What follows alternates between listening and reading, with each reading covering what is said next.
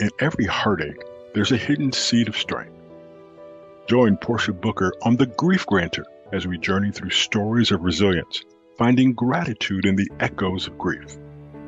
Together, we transform sorrow into strength, pain into purpose. Welcome to The Grief Grantor, where your healing journey begins.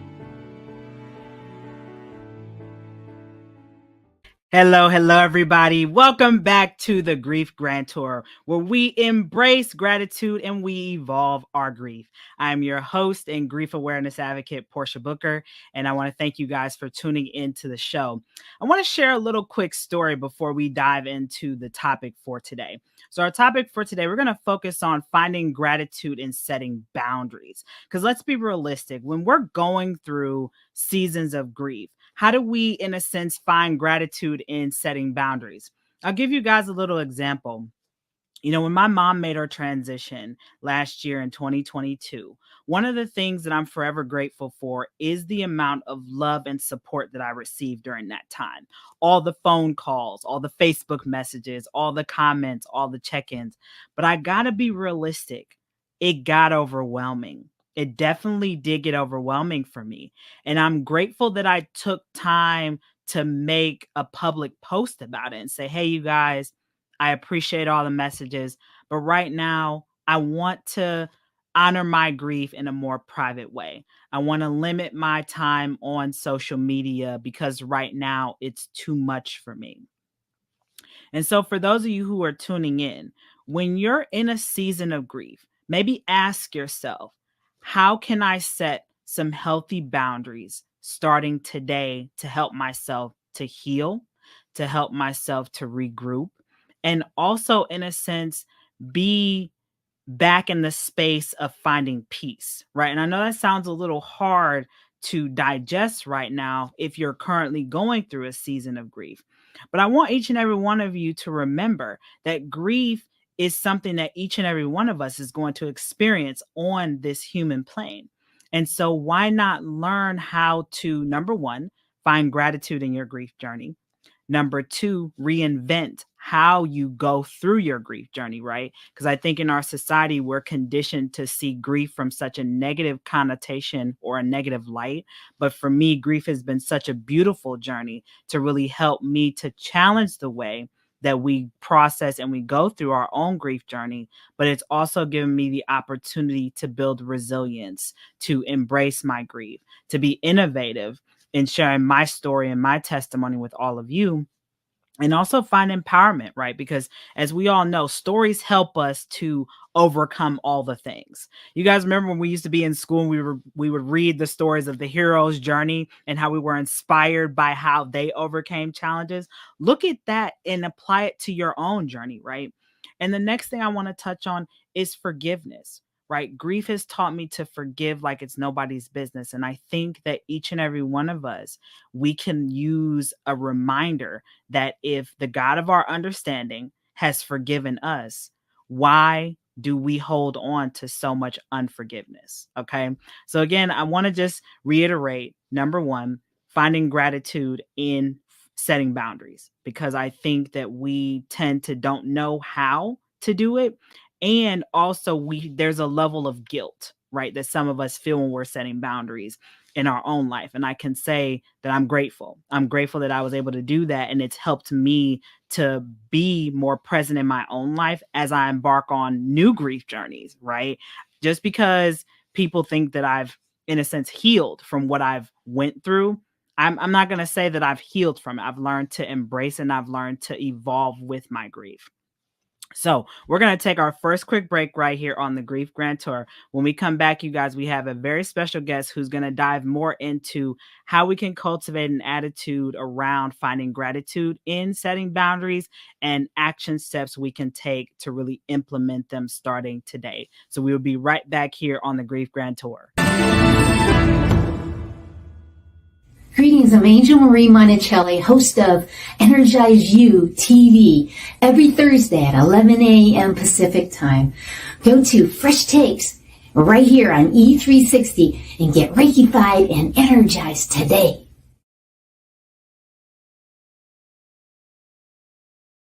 All right, everybody, welcome back right here on the Grief Grantor. So as I mentioned before we went to break, today our subject we're going to focus on is finding gratitude in setting boundaries. So today we have a very special guest who's been coined the name the Boundaries Queen, or the Queen of Boundaries. So without further delay, I'm going to bring to the stage Miss Dana Skaggs. Hello, Dana. How you doing? Hey, Portia. I'm doing great. How are you? You know, every day is great that ends in Y. And so, Dana, for starters, I love to always start off these conversations with gratitude. What are you grateful for today?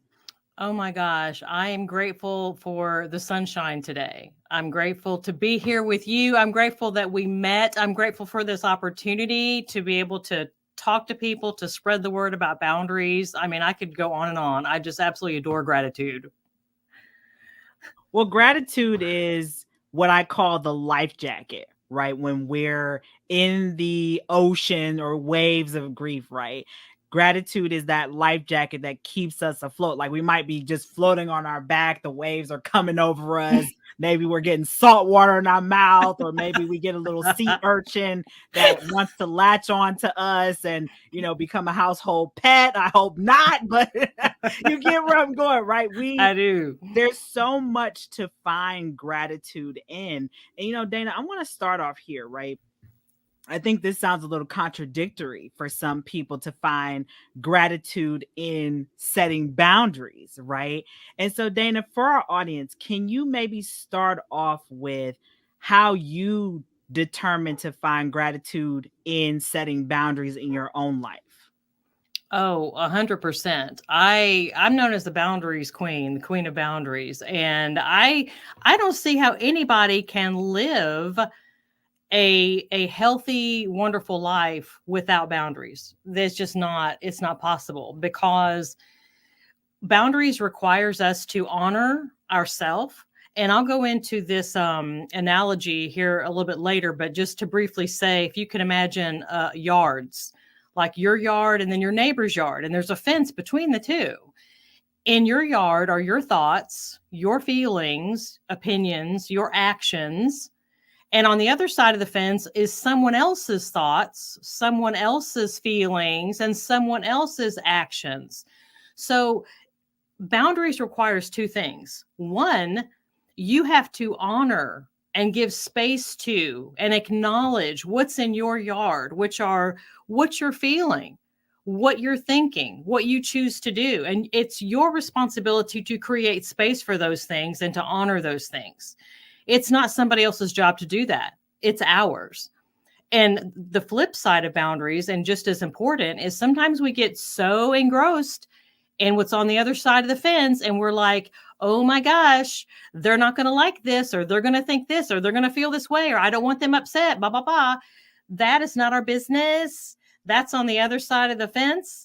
And so boundaries is knowing how to do both, how to honor and create space for your own grief, for your own feelings, whatever that may be, and also not getting over involved with what is going on in someone else's yard. Dana, I love how you just reiterated what I call the duality that grief paints for us, right? Grief paints this lifestyle that, yes, we're going to have sad moments while we're, you know, depressed because someone who we love has transitioned, or in a sense, maybe we lost a job, right? Maybe we had to relocate. So there's grief there. So we're depressed, but also we're able to still cultivate happy moments and happy memories.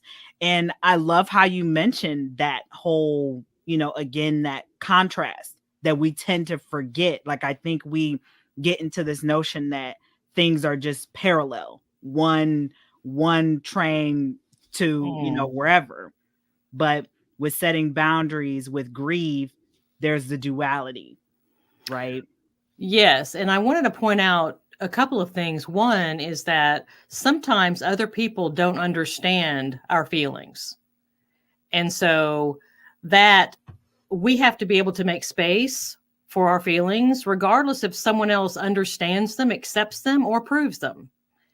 And so that's us creating that space. And also what happens sometimes is we feel conflicting feelings. And sometimes when we're going through grief, we might feel down or sad. And sometimes, like 5 minutes later, if that, we might also feel joy that we actually had the experience with the person. And sometimes people come to me because I'm a psychotherapist, and people will come and say, Dana, how do I feel both of these things? Is it okay that I feel both of these things? Am I going crazy? I'm like, no, you're being human. You're a human being, and it is your right. And I could easily argue your responsibility to create space for all of your feelings, whatever those are, even when they are conflicting.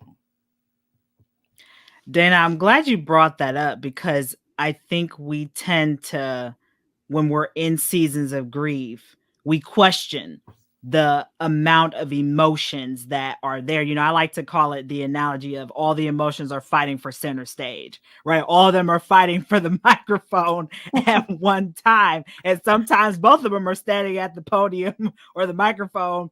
Both of them are singing their own songs. They might sound a little off key, but I think that's the realism in grief, right? Because I know for me, one of the biggest things that I kind of wrestled with or struggled with for a period of time after my mom transitioned was anger. And as we both know, anger is more of kind of like a secondary thing. There's a deeper rooted part to the anger. Mm-hmm. But a lot of my anger was fear-based because I wasn't sure what to do. A lot of my childhood fears resurfaced after my mom transitioned. So I'm fearful, but I'm also wanting to still move forward with life. And so, Dana, for our audience, I'm curious how during those conflicting emotions, maybe walk us through some self-care or awareness tips that they can, in a sense, use to maybe not get caught in what I call the overthinking wheel that's preventing them from maybe reaching out to support, like someone like you, for help, or reaching out to their own network. So can you walk us through how they can, in a sense, build their self-awareness and maybe a mantra that they can say to themselves when they're in that boat of confliction with their emotions? Sure. So what we're talking about is building self-acceptance. And that's a really big deal, and it can cover a lot of ground. But what we're talking about here is giving yourself permission to have those feelings. And so other people, like I said earlier, they might think, well, you should be feeling this, or you should be feeling that, or why aren't you thinking this, or why aren't you doing that? Okay, whatever they want to think or feel, let them. They're on their own journey. They're on their own path. You are on your path. So I would say to the listeners, to whatever path you're on, it's sort of like, imagine walking through like if you're on a hike, and there's different things that you're going to encounter on your hike. Whatever you encounter, accept it, because people are much more likely to go to see a therapist if they feel like, okay, I'm going to go in and I'm going to be non-judgmentally accepted. That non-judgment, that acceptance has to start with us. We have to say, you know what? I'm not really sure what I'm feeling or why, but whatever it is, it's okay. It's okay. I'm feeling fear. Okay. Well, I'm upset. I'm angry.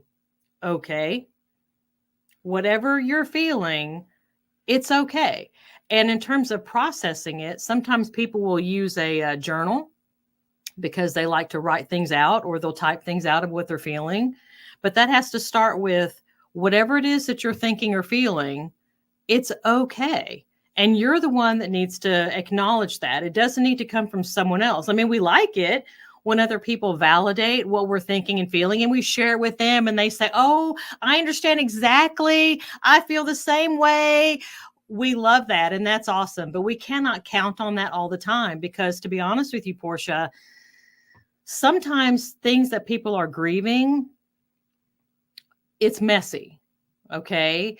It's not always a wonderful relationship that we had with someone, and then they pass away, and then we have we have wonderful feelings. We also have anger. We have this or that or the other. But sometimes we're grieving relationships and the other person is still alive.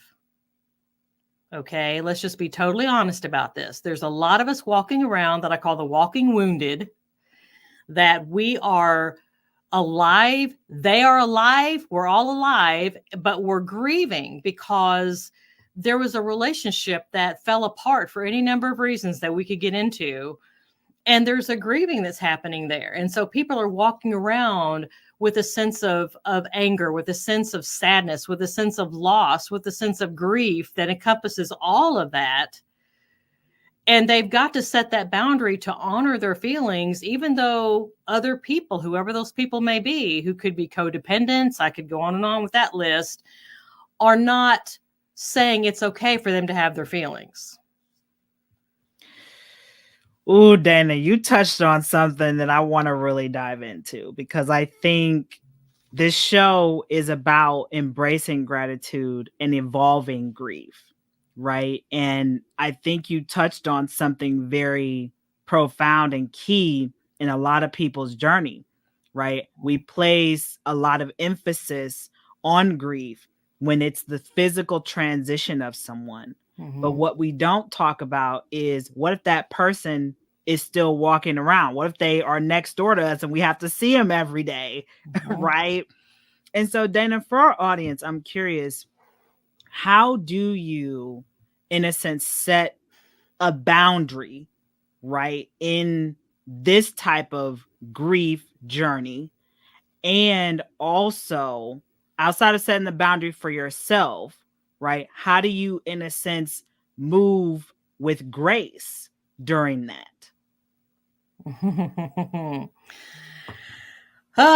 Well, you've got to give yourself permission, first of all, to have your feelings. And sometimes you have to set a boundary with someone, because hypothetically, if there's anyone in our listening, watching, viewing audience that they have a relationship with someone who's dysfunctional, and they have ended that relationship, or they're trying to end that relationship because it's dysfunctional and it's hurtful and it's harmful to them, that other person sometimes doesn't want the relationship to end. These situations, if we're very honest, Portia, we're human beings and it gets messy. Life gets messy. Everyone doesn't just hold hands on the sandbox, okay? We would like for them to, but sometimes, I'm telling you, I've talked to so many people that they are in relationships that they are trying to get out of because they are dysfunctional, and the other person does not want to get out of the relationship, and they are throwing all kinds of muck. So in terms of grace that you mentioned, okay, don't get pulled into that. That's like recognizing all of the other person's stuff, their feelings, their anger, their judgment, their criticism, their whatever they're flinging at you. And you mentioned earlier, like being in the ocean and stuff, just like Anya and stuff, whatever they're flinging at you. Okay. You imagine that fence up. And this is kind of a funny story, but I talked to somebody one time, and she was trying to set a boundary with a person that she literally felt like was flinging stuff at her. And so I said, you know what? Imagine that there's a wall of plexiglass, because she had to go and be involved in a group activity that involved this other person. And this other person was walking around talking to all the other people in the group, talking smack, lying. But those other people didn't know that they were lies, right? So the person I was talking to had to walk into this situation. Everybody's looking at her, believing these lies that are being told. And Grace, I said, imagine a wall of plexiglass that's between you and this other person. And whenever he is flinging this stuff at you, imagine that it hits the plexiglass and slides to the floor. Okay. And it was so funny because she came back later and said, I did what you said and it worked. And you know what? It reminded me of going to the zoo when those monkeys take their poo and they fling it at you. She goes, because that's what it felt like. It felt like he was flinging poo at me. But I imagined, Dana, that the poo hit the plexiglass wall and slid right to the floor. None of his poo hit me. So she was able to gracefully engage in that interaction, in that group setting that she wanted to go because she was learning some stuff there. She didn't want to give up that opportunity to learn that stuff just simply because there was someone there that was lying about her and telling lies. And so that was a grief she was going through because she had had a relationship before with this individual and now had to set a boundary because he was dysfunctional, but he did not like that. So he was throwing the poo. And she's like, how do I deal with this? With grace, like you said, Portia. So I said, imagine the plexiglass wall. Just walk in there with your plexiglass wall right next to you. And whatever gets thrown your direction hits the wall, falls to the floor. Yeah. And, Dana, I thank you for sharing that story because I think a lot of people have been in this same scenario multiple times, but that plexiglass, they didn't realize it was there, right? They forget that it's there. They have control over how they, in a sense, go about the situation, right? Like even with me dealing with the transition of both of my parents, full transparency, I'll be honest that my father's transition was different in comparison to my mother's. And so I've had to set a boundary with some of my father's side of the family because I understand that there was some drama that happened during my father's service. And it's hard to have that type of stuff happen when you're already emotional, all the emotions. But when I think back to your plexiglass analogy, I remember I had to do that during my father's service. And I'm glad that I was not reactionary to their emotions, to me and their actions. I showed myself grace. I showed up to honor my father's legacy, and celebrate his life, And I think for our audience, Dana, who's tuning in, I think that they need to realize how much control they have over their responses, not so much the other people's, but their own. I think we need to, maybe Dana, can you elaborate on maybe a key question that they can ask themselves? Like maybe who is it that I want to be in this situation, right? Or, what is something that you encourage for a check-in, even for your clients when they have to put up the plexiglass and not have, the monkeys try to run the show? Well, that's an excellent question, Portia. So a question would be like, what is my goal? What is my goal here? I think about your example of going to that funeral service. And I know that sometimes people have family dynamics that are very pleasant. And sometimes you have people that have bad feelings back and forth. And sometimes I've talked to people that want to show up to, like you said, to honor the person that has passed away, but maybe the relationship has been rocky. And maybe there's some family members involved that don't think that person should be there at all. Maybe they have bad feelings that person even across the threshold into the funeral parlor. And so if that person wants to go and wants to honor the life of that person that has passed away, despite the tumult and despite the problems that had happened when that person was alive, they need to ask themselves, what is my goal here? My goal is I want to show up and I want to honor this person, despite the fact that we might have not gotten along well, or despite of all the family dynamics that are going on that are beyond my control. What is my goal? Because that question, for example, if the person answers that question with, well, my goal is to go in and make sure everyone likes me. Well, that could be a problem, right? Because we can't control what other people are going to think. We can't control what their opinions are. We can't control what they're dealing with that comes from their past that we don't have anything to do with. Okay. They have a right to all of that. We didn't control it. We didn't cause that stuff. We can't cure it. And so when we go in, the answer to that question, okay, what is my goal here?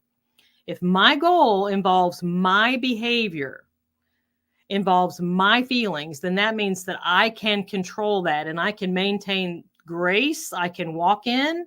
I can maintain a respectful demeanor. I can walk in. I can do what I set out to do, would be to honor this person. And then I can turn around and leave, or I can stay for the service, whatever I want to do. But your goal has to involve your own behavior. You cannot go into a situation and have your goal be to, like, I want her to, like, if my patients are in this conversation with me, if they say, well, I want him to, and I said, stop. I don't even care what you say next. It doesn't even matter what you say next, because it's about someone else's behavior. So I said, reel that back in, because you can't go in there with your goal for someone else to think or feel or do any kind of thing. Your goal has to be your own. What is your goal for you in that situation? So that would be the question that I would suggest. And I like that, Dana, because it gives us power. Yes. Right. It gives us, in a sense, accountability. Right. How are we going to show up in this situation? My goal, I mean, I can tell you, when I think back to my father's transition day back in April of this year, my goal at his funeral was to show up, was to honor his legacy, and to deliver something for everyone who was present there to take away. So, quick story. So my father's service day rolls around, right? And I knew that I was going to do the reflection. So I literally took time, Dana, to say a prayer to my mom and dad. I said, Mommy, Daddy, what do I say? What do I say to our family and friends who are coming here, who have a wave of emotions, right? Whether they had a complicated relationship with you or not, there's a wave of emotions that are going to be present in this room. Yep. So I asked both of them, I said, what do I say? And Dana, a little funny story. My mom used to be a school teacher. And this was the first time, when we're in school, we want to get straight A's, right? That's always the goal for everybody. Straight A's, get you doors, all that stuff. So my mom gave me 2 F's. 2 F's. Focus and forgiveness were the 2 words she gave me. And I said, okay, all right, we'll roll with it. Focus and forgiveness. And so when I did the reflection at my father's service, the first thing I asked everybody was, where is our focus today? Is our focus on the fact that we've lost our brother, our uncle, our coworker, for me, my father? Or is our focus on what truly matters? Is our focus, are we going to die with the person in the casket, or are we going to choose to live? Right. Then the other thing I talked about was forgiveness. Me and my father talk about complicated relationships. Me and him were never on the same page for most of my life.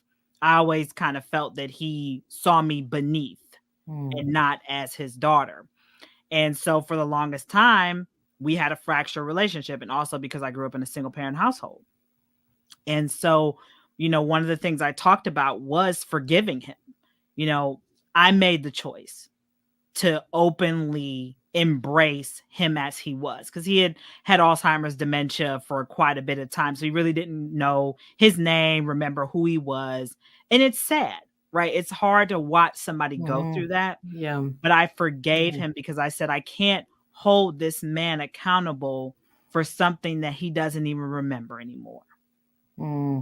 And it's funny because even the minister came up after me to do the eulogy. He's like, Portia touched on something in here. And a lot of you who are in here today are holding on to unforgiveness of things that you don't even remember. Somebody could have threw a pencil at you in 1985 and you don't even remember. So, I'm glad that you brought that point up, though, because there's a lot of us who we go in with the intention to change everybody. But I went in to honor my father, no matter what. And you could do that because that was your behavior. Yeah. Yeah. And it, I think too, Dana, it took a lot. Even when I think back to that time, it took a lot for me to show up in that way. Because trust and believe me, I mean, those who know my mom was something else. And I know that sometimes my mouth can get me in trouble, but I knew that today I'm going to show up differently. I'm going to show up. My goal is to honor my dad, however that looks, and to give everybody who's present hear a piece of him while we're honoring his life and his legacy. So we're going to take another quick break right here on the Grief Grantor Show, everybody. When we come back, we've got a great topic ahead. Stick with us. Hey everyone, this is Araya McGarry. I'm the host of Get Celebritized with Araya McGarry, right here Wednesday nights, 8 p.m. Eastern Time on the Limelight Network, right here on E360 TV.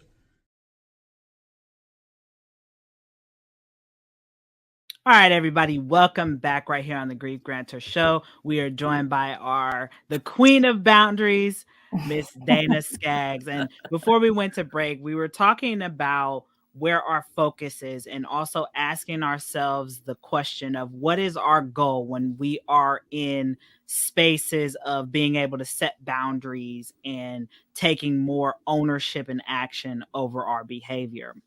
And so, Dana, before we move into the next part of the conversation, if one of our audience members wants to connect with you and learn more about you, is there a website or a social media handle you can share with us today?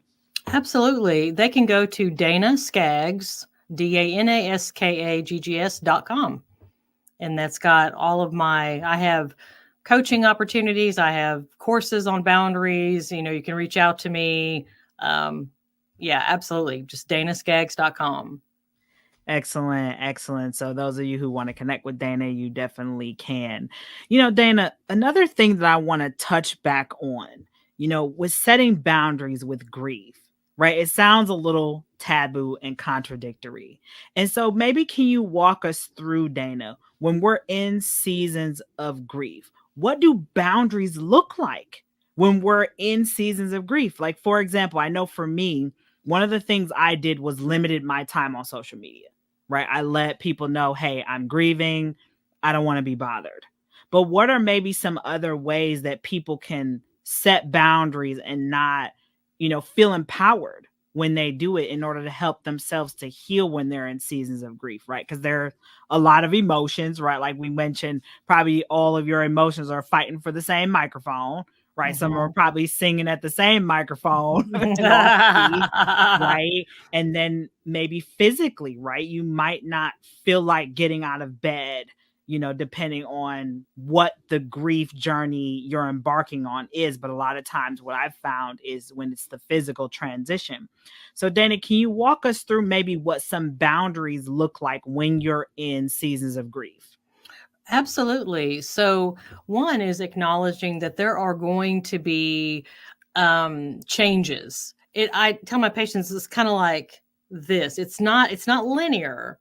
You just don't every day you just get better and better and better and better. It doesn't work like that. You can be feeling pretty good, even better than you expect for hours. And then something will hit you. You will hear a song or really a smell. Smells are huge. If you catch a whiff of something that throws you into a memory, or you hear a song that throws you into a memory, and then you feel like you're plunging back down again. So the first thing is just acknowledging that there's going to be waves that come.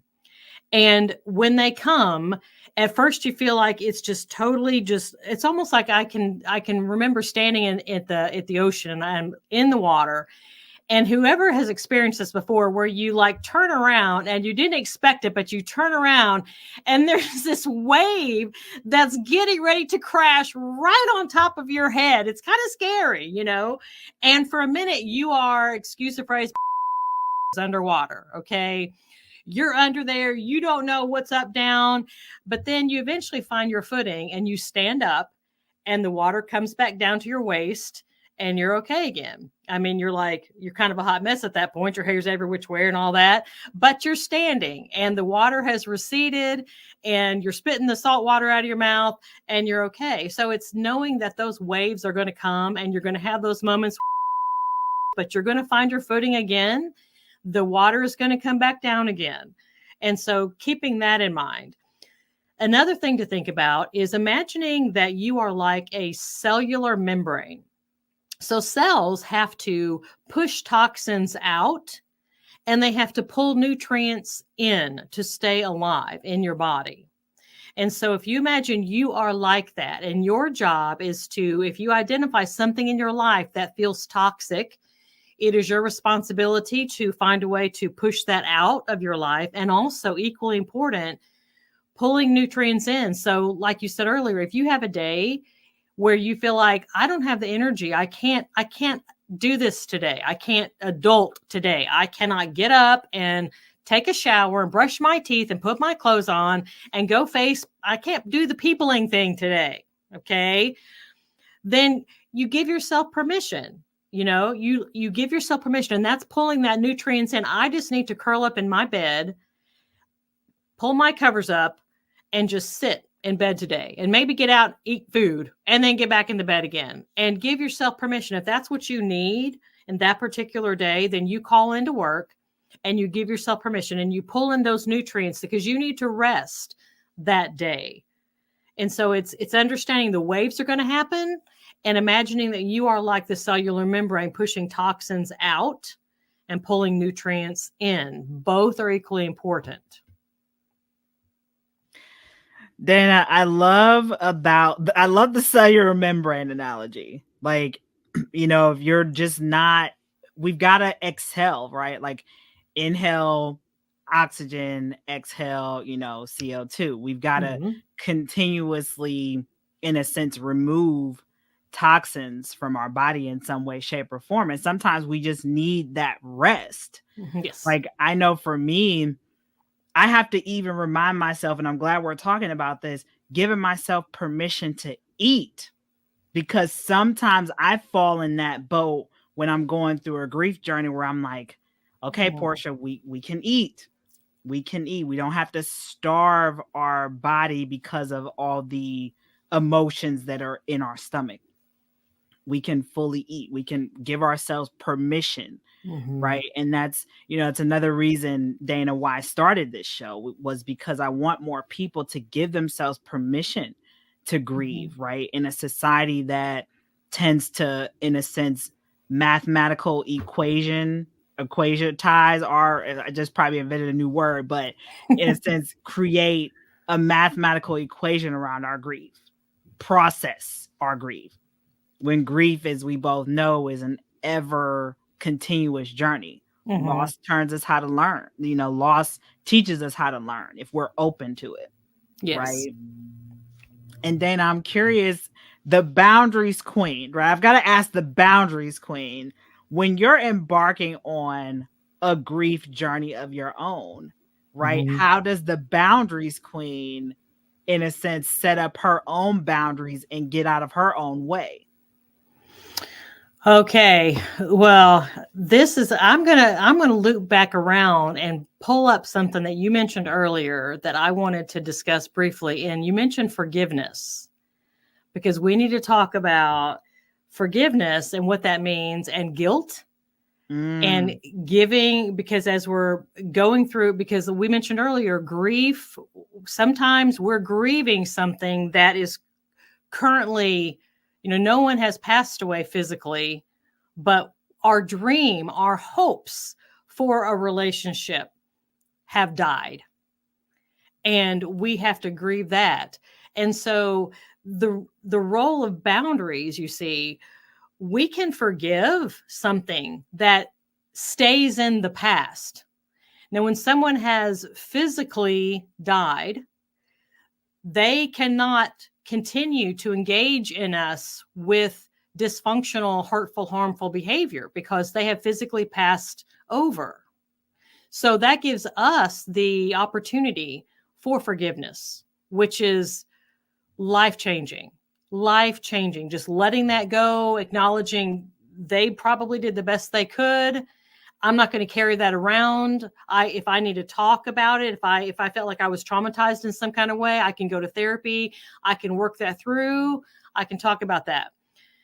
Here's the whole boundary thing, is when people are trying to move forward and forgive, but the person is continuing to try to engage them in behavior that is dysfunctional.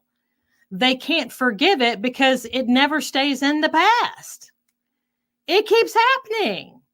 So the other person might say they're asking you for forgiveness, but what they're actually asking you for is permission. There's a difference. So when something, and looking even in scripture, it talks about forgiveness happening, there's confession. Person identifies, look, I did this. Number 2, they repent. They turn away from it. They say, I did this. I'm not going to do this anymore. That's what repentance means, a turning away from. And then there can be forgiveness. It's amazing. But what if we're in a relationship with someone and we are grieving because we have lost the hope of what we thought the relationship was going to be, and they're accusing us of being unforgiving, but they have neither confessed nor repented from their behavior. So in essence, they're not asking for forgiveness, they're asking for permission.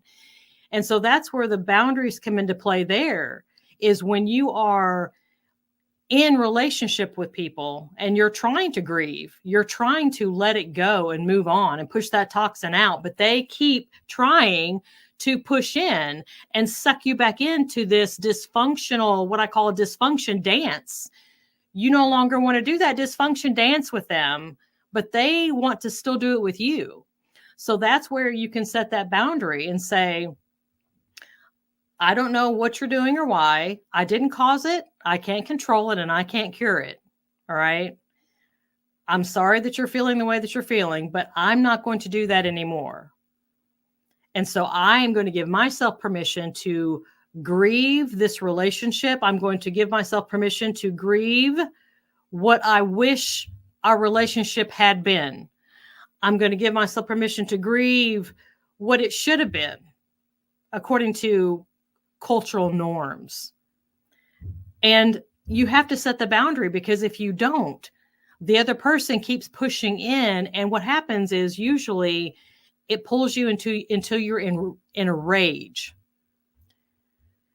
because you're so angry because of what they're doing.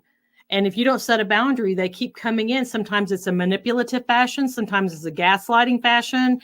And if you don't feel like you're in control, then eventually you're going to start out with resentment, and it's going to elevate till you're in a rage, and it's going to come through in your body, and your life is going to start, you're going to get in a tailspin. And so that's why it's important to have boundaries, to give yourself permission to grieve what a relationship should have been. And your heart's sick because maybe it's a relationship with a spouse. Maybe it's a relationship with an adult child. Maybe it's a relationship with a parent. Maybe it's a relationship with a friend.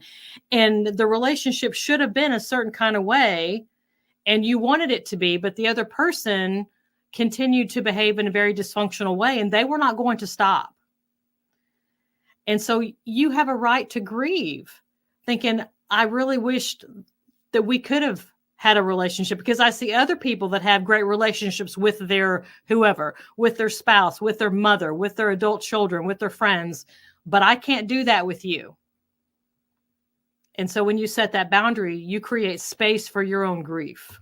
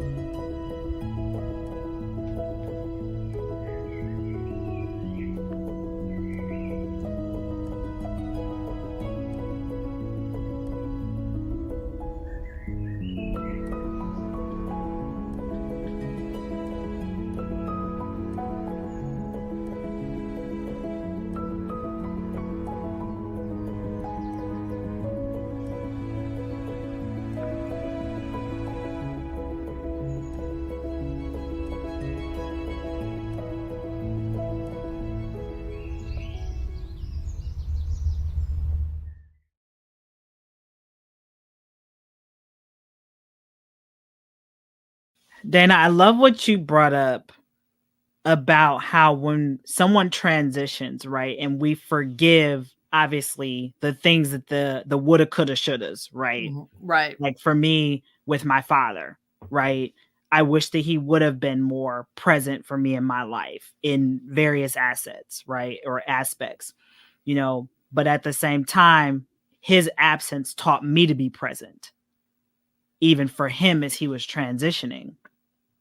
And Dana, it makes me think about when you talked about how there's people who were grieving that loss of relationship with, but we're still holding on to that part because they're still physically here. Mm-hmm. That part of them that, maybe it was a friendship breakup, just as an example. Maybe it was a friend that you grew up with. They were like the brother or sister you never had because maybe you were only child, right? And so you're grieving that relationship, or maybe the relationship changed, right? Maybe they got married, they had a family, and you guys no longer have that close bond because life circumstances, right? Mm-hmm. And so, Dana, I'm curious for our audience, because I know there's a lot of people who are in this boat right now, where whether it's maybe a parental thing, maybe they're an adult and have a hard time having a relationship with their father, their mother, maybe a sibling, right? Mm-hmm. How can they, in this present moment, number one, create that boundary, and number two, let go of that guilt? Because I think maybe they're feeling as though it's their fault that, this relationship is the way that it is. But it could be a number of factors, as we both know, right? Depending on the age of the person, how they grew up, how they were raised, and how they're showing up. So how can our audience today set those boundaries, give themselves some grace instead of guilt, and also maybe set an example for other people who might be in that same boat? Okay. Yeah, this is a really important topic. So I would like for you to think about, and for the viewers to think about, guilt. Imagine guilt is sort of like if you have some malicious intent. Okay? Because we are human beings and none of us are perfect. And most of us are trying the best that we can. And so if you're in a relationship with someone who has pretty significant impairments, okay, the 3 C's are important that I said earlier. You have to recognize you did not cause the other person's impairment. You cannot control their impairment and you can't cure it. Okay. All of that is in their yard. So when we're kind of trying to review guilt, you have to kind of go back and go, did I intentionally do something harmful to this person? Do I have malicious intent? And if I do, then that's on me. That's in my yard. Those are my thoughts and my feelings and my actions. And I can go into my yard in a non-judgmental way. That's important. Just observationally look at what's in your yard and go, if I have malicious intent, then I need to kind of address that. Maybe I need to go to therapy. Maybe I need to have somebody kind of help me work through that. But if we have not engaged with someone with malicious intent, we need to challenge the whole guilt thing, because what are we feeling guilty about?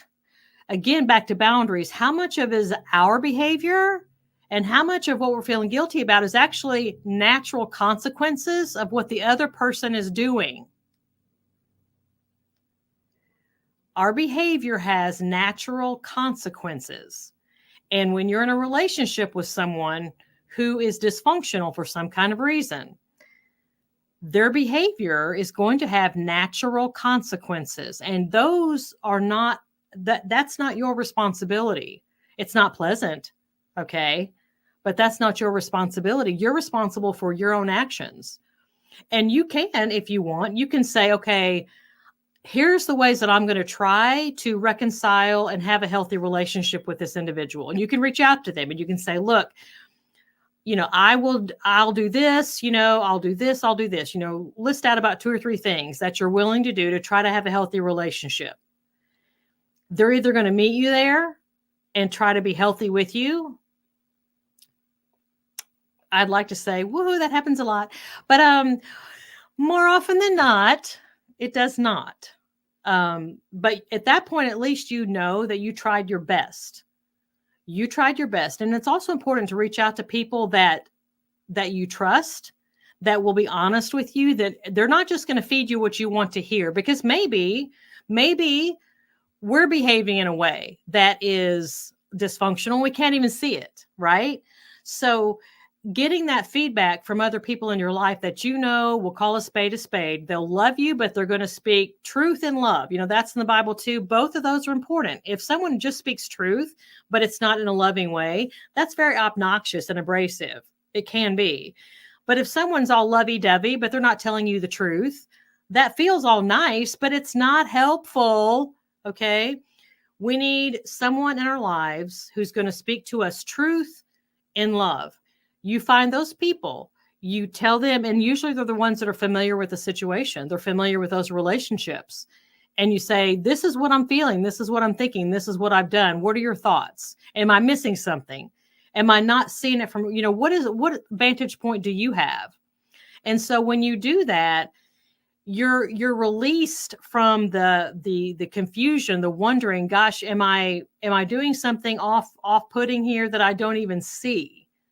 So reaching out to a support system is super important in those situations, so that when you set a boundary, you feel like you've done it, knowing that you've done everything that you can.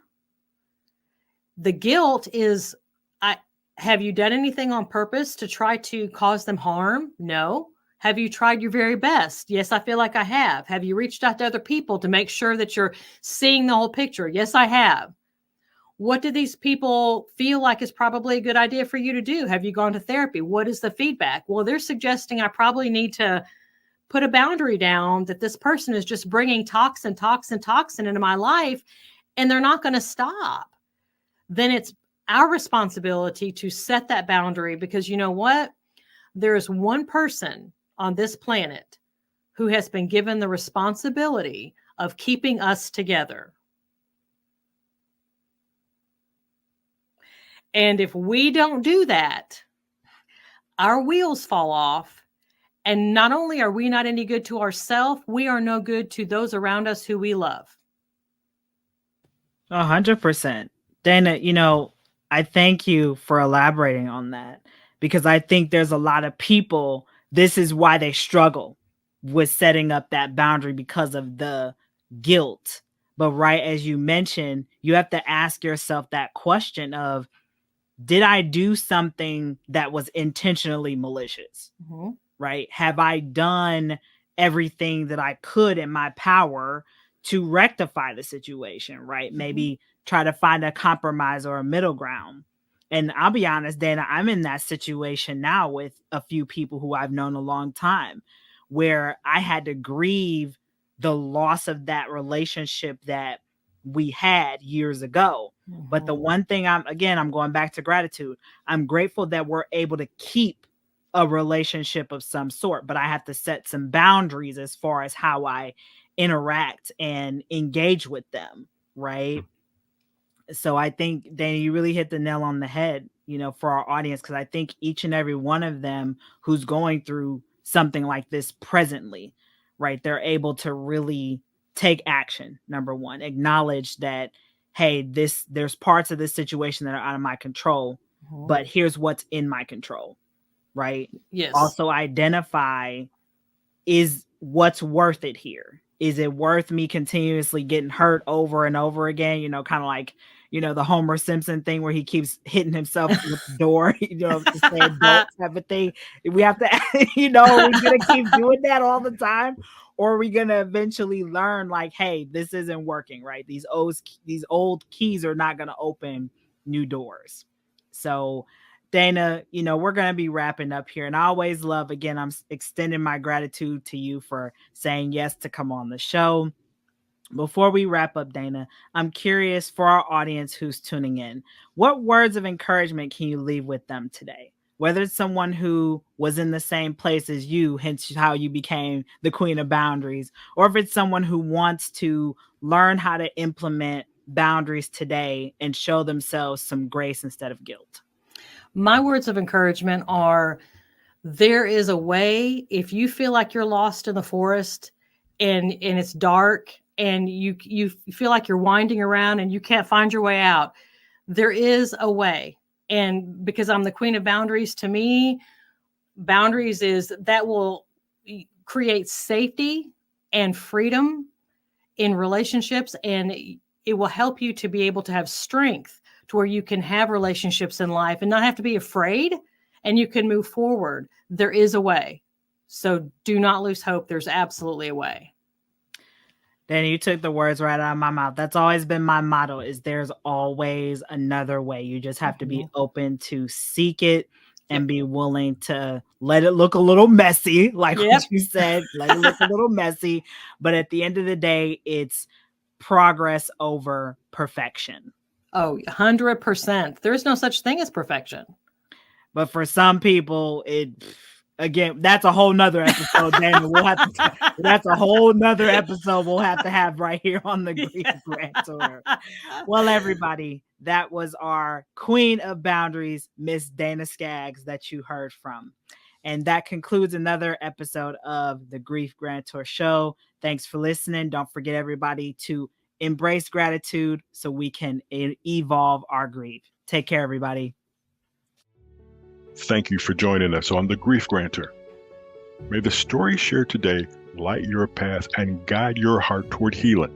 Remember, with every moment of grief, there's an opportunity for gratitude, resilience, and empowerment. Continue your journey with us online and share your own story, because in this tapestry of life, every thread matters, especially yours.